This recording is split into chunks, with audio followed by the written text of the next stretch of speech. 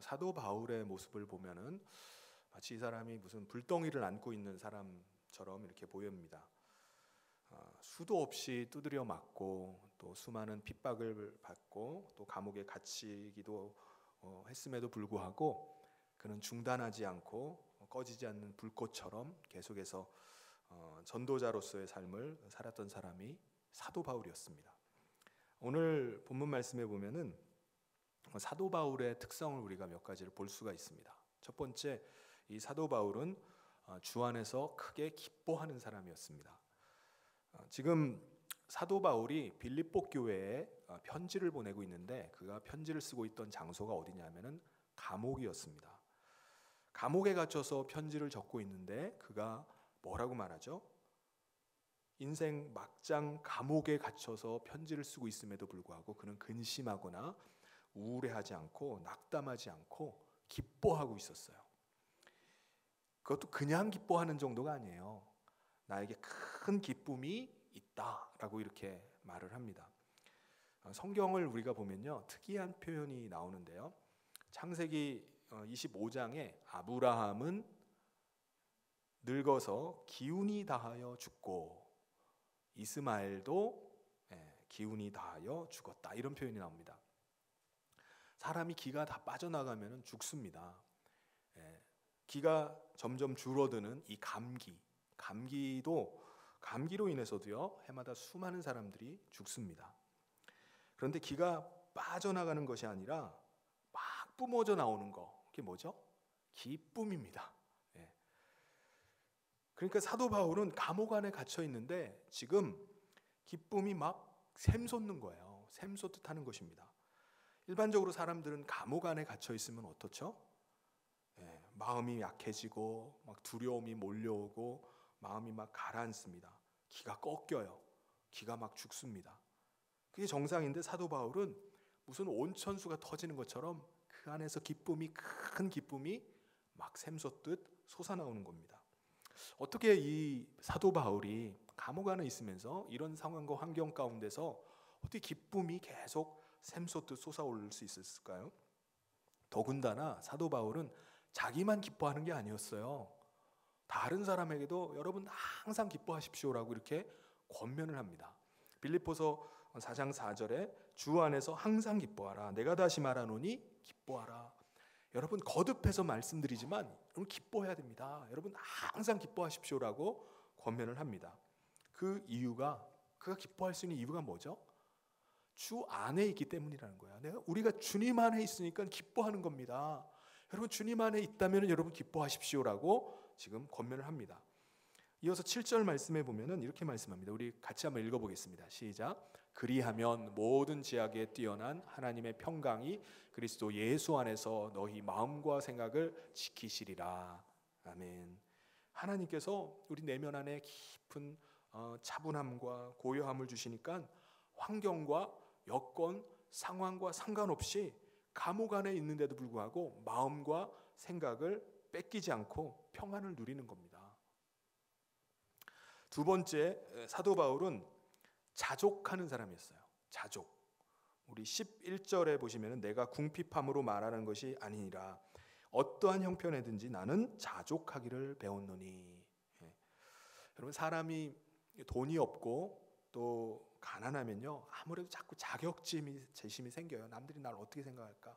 내가 좀 이렇게 좀 많이 배불리 먹어야 되는데 날 못 먹은 사람 뭐 이렇게 먹는다고 해가지고 나를 또 흉보지 않을까? 자격지심들이 자꾸 생기게 됩니다.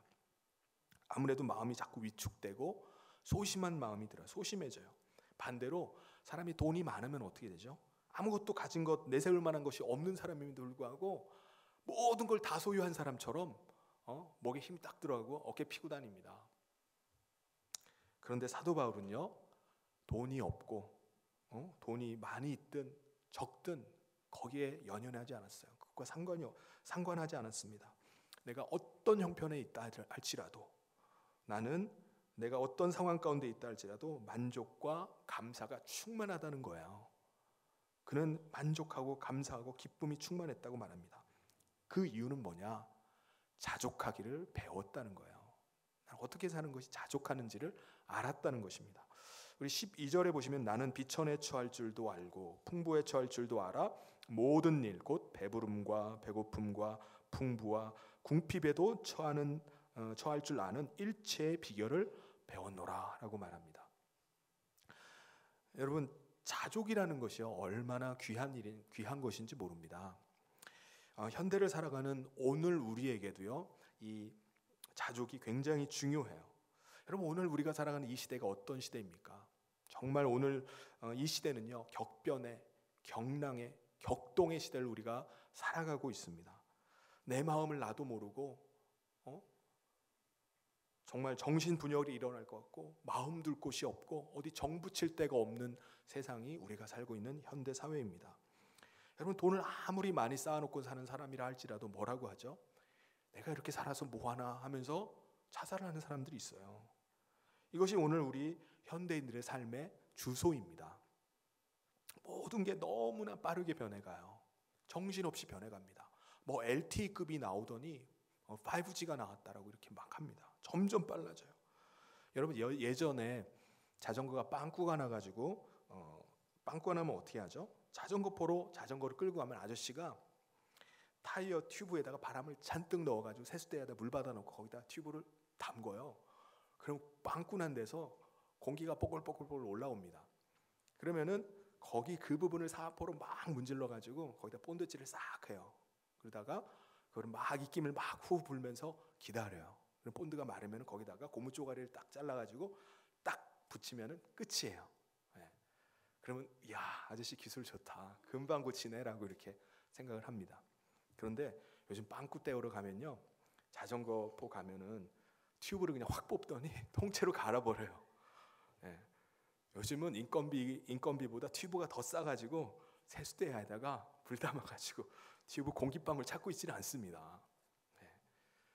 그 기술이 필요가 없어요. 그 기술을 갖고 밥 먹고 살았는데 그 기술이 이제 필요가 없게 됐어요. 지금은 어떤 기술을 배워도 2년만 지나도 싹 바뀐다는 거예요. 제품이, 기술이 계속 바뀌기 때문에 기존에 배운 기술은 쓸모가 없어진다는 것입니다. 우리가 이런 시대를 살아가고 있기 때문에 많은 사람들이 형편이 바뀌고 입장이 바뀌고 조건이 바뀌고 변할 때마다 몸살을 앓아요. 너무나 바뀌기 때문에 정신분열이 일어날 것 같아요. 너무나 헷갈리는 겁니다. 그렇지 않습니까? 그런데 사도 바울은 내가 어떤 형편에 어떤 변화가 있고 어떤 처지 가운데 있다 할지라도 나는 자족하는 일체의 비결을 배웠노라 라고 말하는 것입니다. 어디를 갖다 놔도 탁월한 적응력을 가진 사람이 사도 바울이었어요. 저는 요셉이 성공했던 중요한 이유 중에 하나도 이 적응력이라고 생각합니다. 요셉이 야곱의 막내 아들로 또 막내로 어머니 아버지의 그 사랑을 독차지하다가 형님들의 왕따를 당해요. 그러다가 형님들이 어떻게 하죠? 이집트의 노예로 그를 인신매매를 해버립니다. 남의 집에 노예로 끌려가요. 그런데 최악의 상황에 처해 있음에도 불구하고 아주 놀라운 적응력을 보입니다. 마치 나는 역사적 사명을 띠고 노예 생활을 하겠다라는 사람처럼 모든 일들을 아주 그냥 다 척척 다 해냅니다. 그러다가 주인만인과 스캔들에 빠지죠. 그래서 억울한 누명을 뒤집어쓰고 감옥에 갇힙니다. 그런데 그때도 어떻게 합니까? 놀라운 적응력을 보입니다. 마치 나는 역사적 사명을 띠고 감옥 생활을 한다 하는 것처럼 그 감옥 안에서도 성실하게 생활을 해서 간수들에게 인정을 받았습니다. 그가 그 역경의 상황 속에서도 얼마나 적응력을 가지고 기쁘게 살았는지 성경을 보면은 요셉의 얼굴이 어떻다고 말하죠? 요셉의 용모가 아담하고 준수했다고 말합니다. 노예로 끌려가서 노예 생활을 하고 있어요. 그리고 감옥에 쳐넣어져 가지고 몇 년을 썩으면요, 얼굴이 어떻게 됐습니까? 얼굴이 어떻게 되겠어요? 얼굴이 일그러지고 앙심을 품고 도끼 어린 얼굴이 되지 않았겠습니까?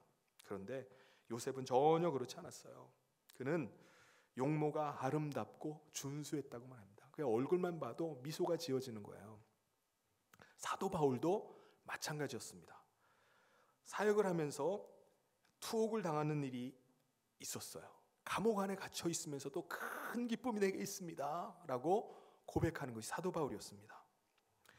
어려운 상황 가운데도 자족하는 것을 잊지 않았어요. 그가 이런 상황 가운데 그가 꽉 붙잡고 있었던 것이 무엇이었습니까? 그가 붙잡고 있던 생각이 무엇이었죠? 13절 말씀입니다. 우리 같이 한번 읽어보도록 하겠습니다. 시작. 내게 능력 주시는 자 안에서 내가 모든 것을 할 수 있느니라. 네, 아멘. 내가 모든 것을 할 수 있느니라. 내게 능력 주시는 자 안에서, 내가 주님 안에서, 내가 예수 그리스도 안에서 나는 모든 것을 할 수 있습니다. 주님 안에 있으면은 모든 것이 다 잘 될 거야. 주님 안에 있으면은 성공할 거야. 출세할 거야. 라고 확신하는 것만이 아닙니다. 그가 확신했던 게 뭡니까? 기대하지 않았던 질병에 걸렸을 때, 기대했던 직장이 되지 않았을 때, 기대했던 대로 결혼 생활이 잘 안 될 때, 기대했던 점수가 나오지 않았을 때, 그 어떤 조건이나 그 어떤 상황에서도 우고지상을 하지 않고 우울증에 걸리지 않고 정신분열증에 걸린 것이 아니라 내게 능력 주시는 자 안에서 나는 기뻐하고 감사하고 자족할 수 있습니다 라는 것이었어요. 나는 기뻐할 수 있습니다. 나는 그것 때문에 우울증에 빠지지 않습니다. 정신분열증에 빠지지 않아요. 걸리질 않습니다. 나는 할 수 있습니다. 나는 만족하고요. 나는 기뻐하고 감사할 수 있습니다 라는 고백이에요. 여러분, 우리 신앙생활에는요 반전의 축복이 있습니다. 우리가 스트레스 때문에 힘들어하지만 스트레스는요 오히려 우리에게 양념이 되고요, 큰 피곤이 오히려 우리에게 능력이 되고요, 더 힘을 내고요, 쓴 것이 우리 몸에 좋은 양약이 되듯이 우리에게 자족함으로 괴로움과 고통을 이겨나갈 때 그것은 우리에게 큰 축복이 됩니다. 우리 14절 말씀에 보면은 그러나 너희가 내 괴로움에 함께 참여했으니 잘하였도다. 빌립보 교회 성도들도요 어려운 상황 가운데 그들의 믿음을 끝까지 지켜나갔습니다. 믿음을 지켜나갔어요. 사도 바울이 그걸 보면서 여러분 잘하셨습니다. 괴로움과 고통이 있지만 여러분 그건 잘한 것입니다. 괴로움을 통해서, 고난을 통해서 우리 영혼이 강건해집니다. 괴로움과 고난을 이겨나갈 때 우리의 마음은 근육이 생기고 더 새롭게 되는 것입니다 라고 지금 그들을 칭찬합니다. 여러분, 사도 바울이 어떻게 해서 자족하게 되었을까요? 자족함을 배우게 됐을까요? 다른 것이 더 필요한 것이 아니라 그가 자족하게 된 이유는요 예수 한 분만으로 충분하다는 사실을 깨달았기 때문입니다. 예수 외에는 다른 것이 필요 없습니다. 예수 한 분이면 충분합니다. 그래서 이 사실로 자족하게 된 거예요. 여러분, 사도 바울은 예수가 그리스도라는 사실을 전하지만 않았으면요 그는 다른 동족 유대인들에게 전혀 핍박당할 일이 없었어요. 다른 유대인들에게 괴로움 당할 일이 없었습니다. 방해받을 일이 없었어요. 오히려 그는 당시 유대인들에게는요 전혀 꿀릴 것이 없는 사람이었습니다. 다른 유대인들이 부러워하는 사람이 사도 바울이었어요. 그는 당시에 숫자는 적은데 이스라엘 초대왕을 배출하고 에스더 같은 사람을 배출했던 베냐민 지파 출신이었어요. 자부심이 있었습니다. 또 모든 유대인들이 무서워하기도 하고 부러워하기도 하는 로마 신위권을 태어나면서부터 가지고 있던 사람이 사도 바울이었어요. 그는 율법을 가장 잘 지킨다는 바리새인 중에 또 바리새인이었습니다. 그리고 그는 당대의 가장 최고의 석학이었던 가말리알 문화에서 배운 제자였어요. 그러니 어깨 피고 다닐만 하죠. 그런데 그가 부활하신 주님을 다메섹도에서 만나자 예수님의 십자가가 사실은 하나님의 사랑이었다는 사실을 깨닫게 됩니다. 예수 그리스도의 사랑이 자신에게 부어졌기 때문에 자신이 의로워지고 자신이 구원받았다는 사실을 깨닫게 되었어요. 그전에는 자신의 의와 자신의 열심으로 의로워지고 구원받는다고 생각했습니다. 근데 하나님의 사랑이 부어지고 십자가가 하나님의 사랑임을 깨닫는 순간에 그것이 아니었다는 사실을 깨닫게 됐어요. 그동안 사도 바울은 이 사실을 모른 채 어느 누구보다 율법적이라는 그 자부심으로 살아왔어요. 나는 율법의 사람이다. 나는 의로운 사람이다. 그런데 자신이 그동안 쌓아왔던 그 공적들, 율법에 대한 열심들, 자랑거리들, 이것이 다 그가 쌓아놓은 똥이었다는 사실을 깨닫게 됐어요. 냄새나는 배설물이었습니다. 아무리 아름다운 말을 그가 하고 아무리 선한 행동을 많이 하고 사람들을 열심으로 율법을 가르치고 열심을 내어도 그것은 냄새만 진동할 뿐이었습니다. 그가 다메섹에 예수를 믿는 사람들을 잡아들이러 갔던 이유도 뭐죠? 왜 그가 다메섹에 예수 믿는 사람들을 잡으러 갔죠? 자기의 공로를 쌓고 자랑거리를 늘리기 위해서였어요. 나 이런 사람이야, 가불지 마, 이런 거였습니다. 겉으로 보기엔 사람들이 보기에는 굉장히 정의로운 사람이었습니다. 굉장히 옳은 것처럼 보일 수 있어요. 그런데 그것은 자기 과시, 자기 자랑일 뿐이었습니다. 오직 십자가의 사랑만이 자기 자신을 구원했던 것입니다. 십자가의 사랑만이 그를 변화시킬 수 있었던 것입니다. 사도행전 9장에 보면은 사도 바울이 다메섹에서 부활하신 예수님을 만난 이후에 그는 예수님 회심한 다음에 예수님의 제자들을 만나고 싶었어요. 그래서 예루살렘으로 쫓아갑니다. 그래서 예수님의 제자들을 찾았어요. 만나기를 원했습니다. 그런데 그동안 그가 쌓아놓은 똥 때문에 제자들은 아무도 그를 가까이 하려고 하지 않는 거예요. 그들에게 사도 바울은 여전히 악명 높은 회방꾼이었습니다. 악한이었어요.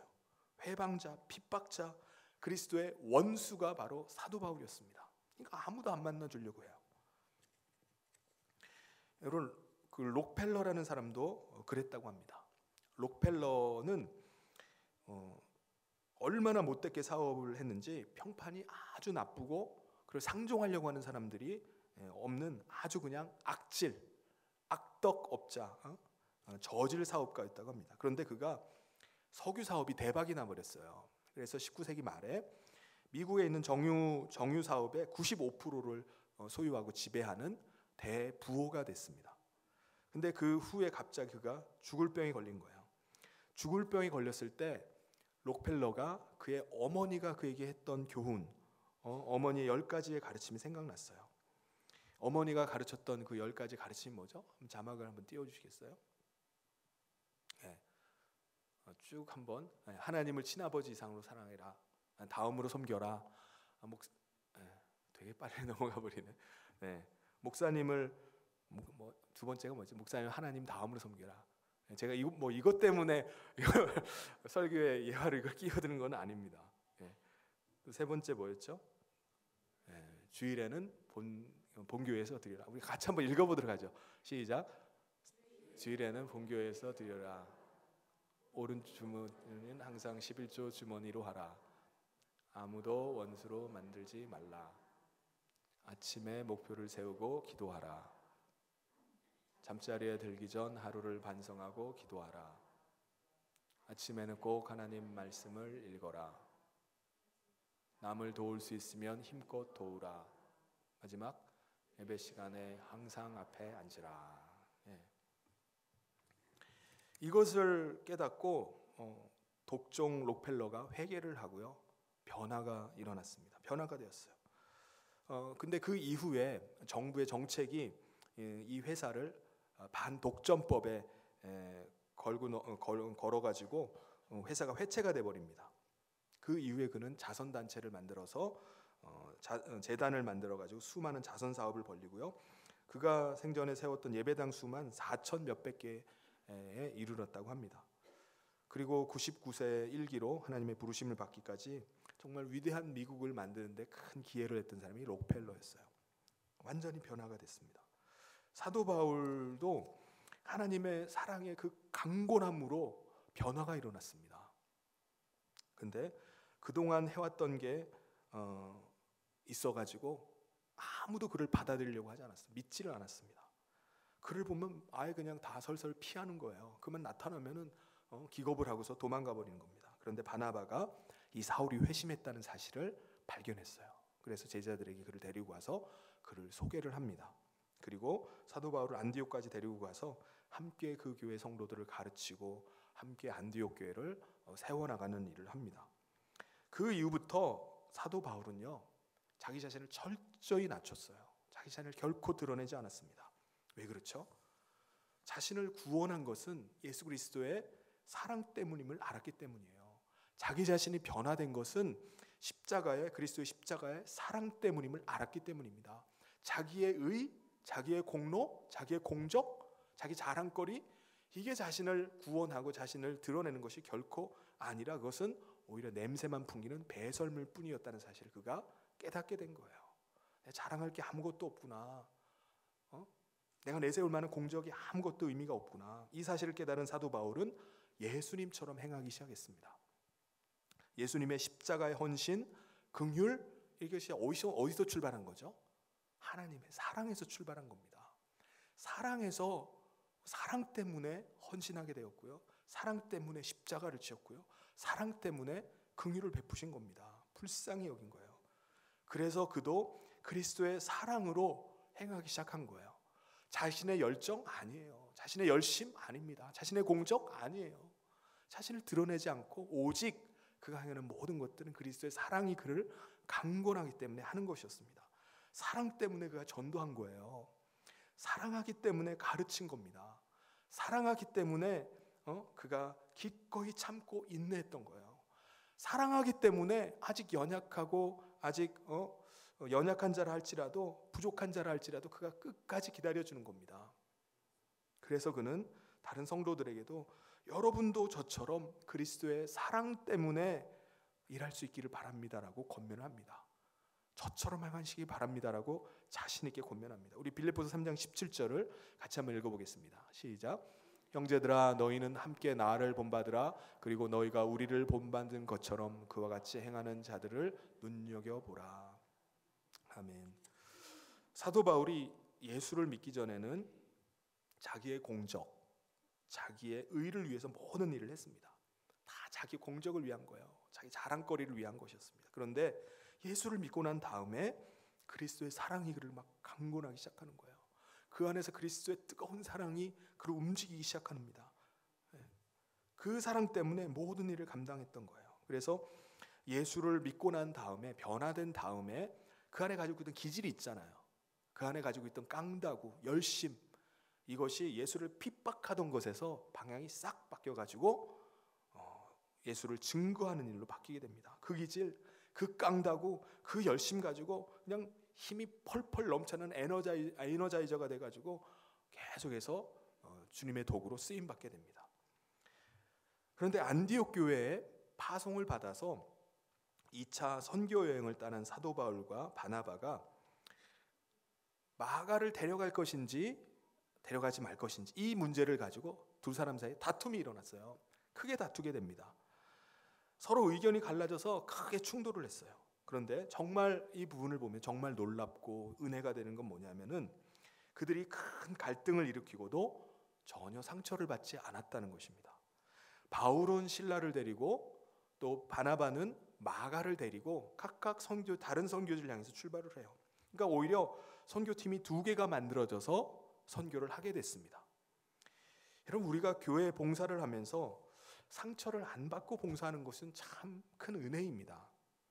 우리가 열정을 가지고 일하다 보면은 서로 충돌이 일어날 수 있어요. 갈등이 생길 수 있습니다. 오해가 생길 수 있어요. 그런데 중요한 것은 우리 마음의 근육이 키워져야 돼요. 이 사람 저 사람이 이 말하고 저 말한다고 이리 휘둘리고 저로 휘둘리는 것이 아니라 자기 믿음은 자기가 챙겨야 됩니다. 자기 믿음 자기가 지켜야 돼요. 사도 바울은 사방으로 우겨싸임을 당했습니다. 온갖 핍박과 환난을 당했어요. 십자포화를 맞으면서 수많은 비난을 받았습니다. 근데 그가 그때마다 어떻게 하죠? 예, 아싸, 까딱하지 않았어요. 사도 바울이 딴 사람이 자꾸 자기를 비난한다고 회방하고 공격한다고 해도 그가 막 위축돼가지고 나 상처받았어. 나 마음 상처받았어. 어떻게 그런 말을 나한테 할 수 있어? 나 이제 그만둘 거야. 나 내려놓을 거야. 그렇게 하지 않았습니다. 그는 아무리 십자포화를 맞아도 아무리 이러쿵저러쿵 얘기를 들어도 그것 때문에 위축되질 않았습니다. 상처받았다고 하지 않았어요. 그는 새털처럼 가벼웠습니다. 사도 바울이 어떻게 그렇게 사람들이 이런 말 저런 말 하고 핍박하고 조롱하고 비난하고 한다 할지라도 어떻게 이렇게 마음 상하지 않고 상처받지 않고 거기서 자유할 수 있었을까요? 사도 바울의 마음의 근육이 단련이 돼 있었기 때문입니다. 그는 어떤 상황, 어떤 여건에도 자족할 수 있는 적응력이 그에게 있었기 때문입니다. 사랑하는 성도 여러분, 마음의 근육을 키울 수 있길 바랍니다. 마음에 주님이 주신 마음 가지고 주님의 사랑으로 감당함으로 말미암아 어떤 환경과 어떤 상황에도 자족함으로 적응하는 우리 모든 성도님 되시기를 주님의 이름으로 축원합니다. 여러분, 예수 그리스도의 십자가에 복음이 들어가면요, 누구든지 다 변하게 돼 있습니다. 변해요. 사람이 바뀌면요, 문화가 바뀌고요, 문화가 바뀌면 그 나라의 경제가 바뀌고 인생은, 사람들의 삶이 바뀌게 됩니다. 사도 바울은 자기의 뜻은 아시아에 가서 복음을 전하는 것이었어요. 그런데 성령께서 그의 방향을 확 틀어버리십니다. 그래서 유럽으로 방향을 틀었어요.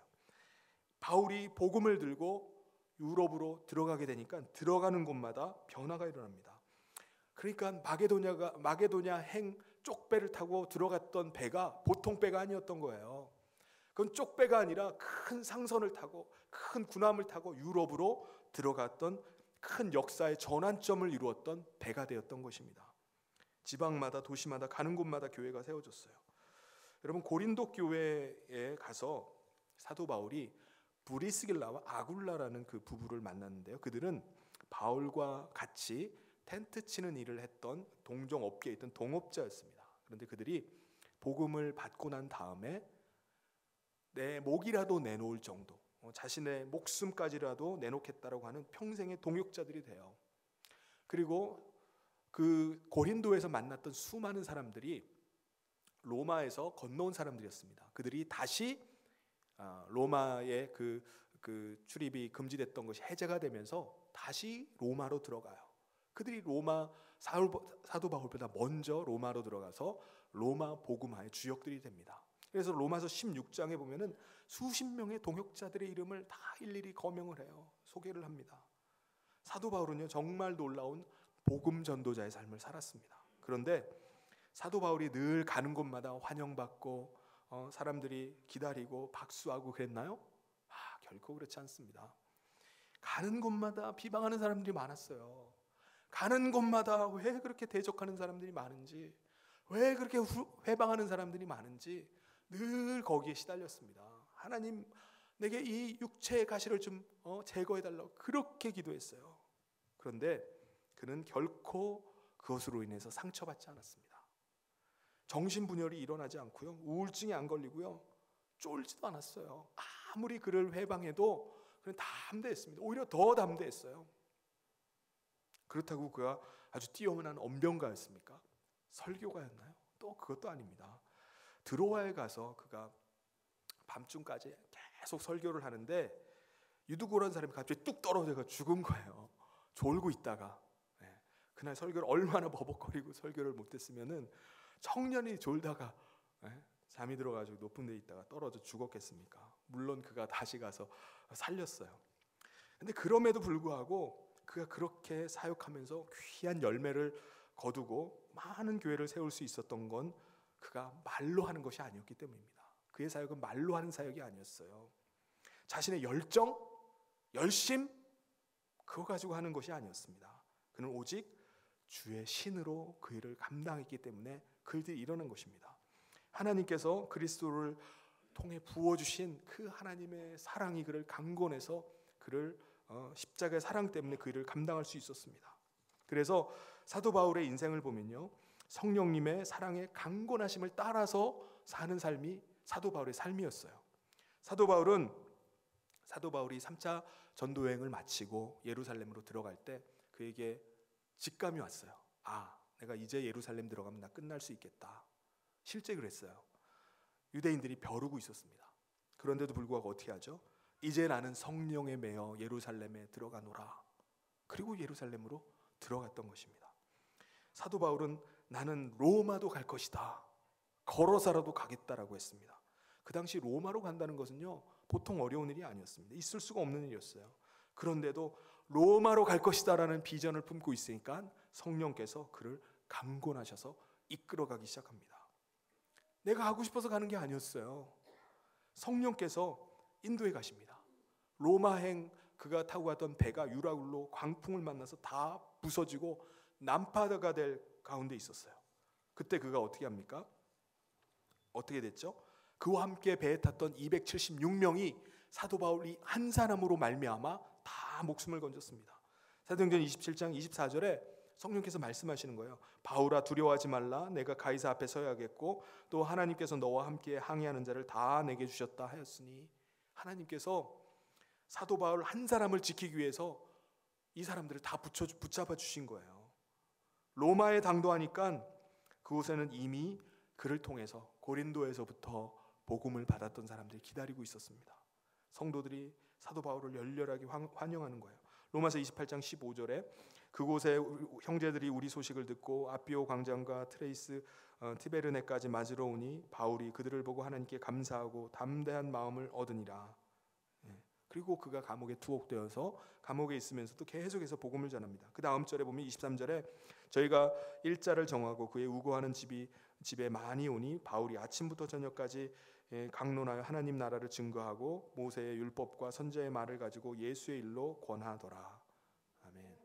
그가 가택 연금을 당하면서 있는 동안에 수많은 사람들이 복음을 들으러 그에게 찾아왔습니다. 계속해서 사람들을 만나고 권면하고 상담하고 복음 전하는 일을 계속했습니다.